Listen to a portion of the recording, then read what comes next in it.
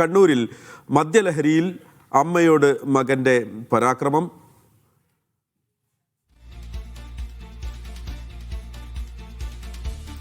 ബിജീഷ് ഗോവിന്ദൻ ഈ വാർത്തയുടെ വിശദാംശങ്ങളുമായി ചേരുകയാണ്.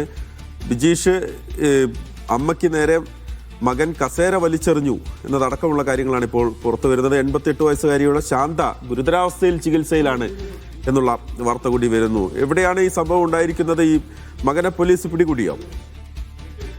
മഹേഷ്, അമ്മയ്ക്ക് നേരെ കസേര വലിച്ചെറിഞ്ഞു എന്നുള്ളതല്ല. പള്ളിയാമൂല സ്വദേശിയായിട്ടുള്ള ശാന്ത എന്ന് പറയുന്ന 88-കാരിയെ കസേരയിൽ ഇരിക്കുകയായിരുന്നു. ഇവരെ മകൻ കസേരയോടുകൂടി എടുത്ത് പുറത്തേക്ക് എറിഞ്ഞു എന്നുള്ളതാണ് കേസ്. ഇന്നലെയാണ് ഈ സംഭവം നടന്നത്.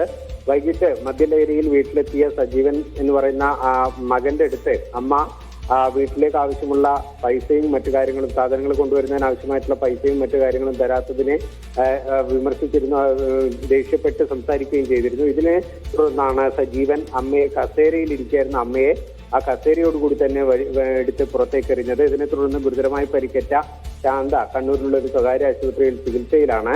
ഈ സംഭവത്തിന് ശേഷം മുങ്ങിയ മകൻ സജീവനെ ഇന്ന് ടൗൺ പോലീസ് കസ്റ്റഡിയിലെടുത്തിട്ടുണ്ട്. തെരണ്ടി സജീവൻ എന്ന് വിളിക്കുന്ന സജീവനെയാണ് പോലീസ് കസ്റ്റഡിയിലെടുത്തത്. ഇന്നലെ ഈ സംഭവത്തിന് ശേഷം സജീവൻ മുങ്ങുകയായിരുന്നു. തുടർന്ന് ഇന്ന് ഉച്ചയോടുകൂടിയാണ് സജീവനെ ടൗൺ പോലീസ് കസ്റ്റഡിയിലെടുത്തിരിക്കുന്നത്. മഹേഷ്.